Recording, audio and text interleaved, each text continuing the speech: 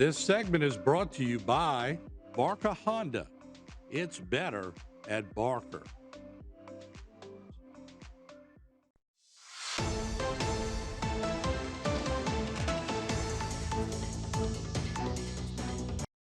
Hello and welcome to this edition of Bayou Time. I'm your host, Keith Weissite, licensed clinical social worker with Terrebonne Home Care. Very glad you're joining us. However you may be joining us, we appreciate it. And you know, whenever we want to get best information, best updated information, turn to one place. First Lieutenant Blake Tabor, Terrebonne Parish Sheriff's Office. Thanks for joining us. Thanks. You're very welcome. Thanks for having me. All right, of course. Public Information Officer, sharing with us. Let's talk a little bit about this recent event with Mr. Ross. Yeah, so this, a little bit of an interesting case kind of came out of the blue.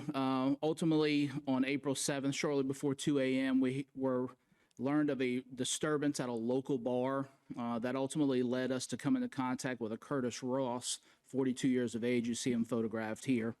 So when that particular call came in, some accusations were made about Mr. Ross making threats with a firearm and causing disturbances inside of the local bar.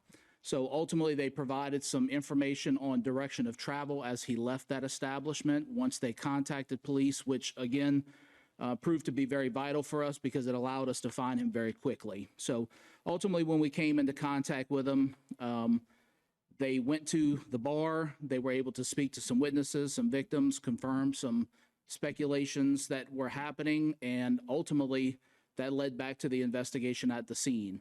He was found to not be in possession of a weapon, though some allegations were that he made some furtive movements toward his waistband during the disturbance to make the patrons and the workers believe that he had a weapon or a firearm, in addition to making some verbal threats about having a firearm, which again, we know you cannot do, and it's never a recipe for good things whenever that happens with alcohol. So ultimately, that led to him being arrested. He was ultimately arrested for terrorizing or menacing, felony theft, and driving under suspension. In addition to that, he had no vehicle insurance on the particular vehicle that he was driving, and also he had some issues with his registration being expired. So where did the felony theft come into place? Ultimately, during that issue and the explaining of it, the victim realized that her cell phone was gone. So again, no video surveillance footage at this particular bar. Speculation was that he may have had that phone. She described that to deputies. Lo and behold, deputies found that in his pocket. So that was the charge for felony theft. At the time of this particular press release, he was still jailed at the Terrebonne Parish Criminal Justice Complex on a $51,000 bond.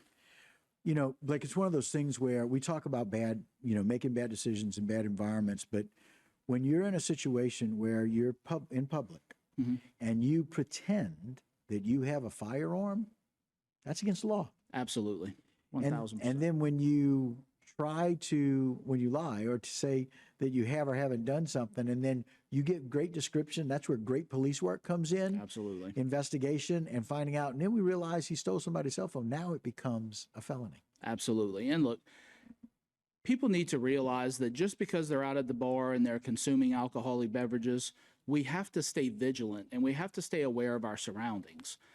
Just because someone is intoxicated when we show up, that doesn't mean that the information they're giving us is not factual.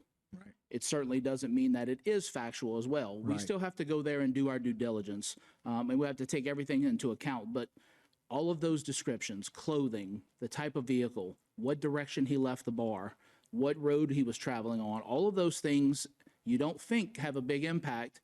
But in this case, just another example of how huge of an impact that was. We found him within 3 minutes of getting the call. Wow. It doesn't get more expedient than that. No. And the other thing is now all of a sudden I realize, wait, and I don't have my cell phone. And very often, because so many things are recorded, so many things are on video. Absolutely. I think the thought process is from someone who's been drinking, who's brandishing or pretending to brandish a weapon, says, I better take this just in case. And now that escalated to a felony. And now it makes it much more difficult because, quite frankly, those people get held accountable. Absolutely.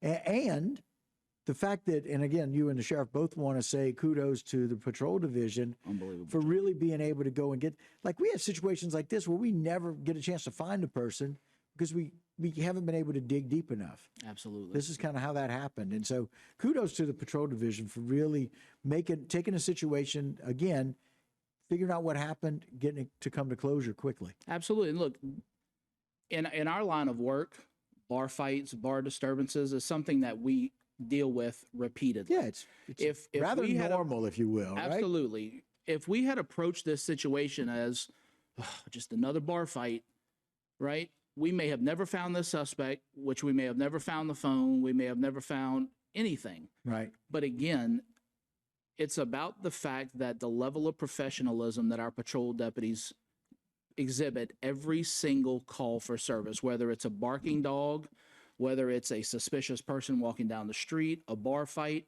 or someone with a gun. They take all of those complaints as serious as they need to be to get the job done. And there's a way to gather data. Like you said, there's a way to gather data that maybe not the perfect scenario, right? But when you gather enough pieces of information and that piece fits the puzzle, Just comes you together. can solve the puzzle. Absolutely. And that's what the team did. Yeah, right? absolutely. And look, and I want to point out, people think of it as, oh, we just stole a cell phone. Do you know what the values of cell phones are these days? those are Every single $1,000, cell phone on the market is going to equate to a felony offense. And that's why it's important to get all the facts and get everything together. And great training is the other thing. Absolutely. And so it's a really good thing. Blake, we appreciate you coming on. Thanks for keeping us safe. Thanks for getting guys like this off the streets. Absolutely. Thanks for having us. All right, guys, that'll do it for this particular segment of Bayou Time. But don't go anywhere. A whole lot more right here when we return. This segment was brought to you by Terrebonne General Health System. Your partner is good health.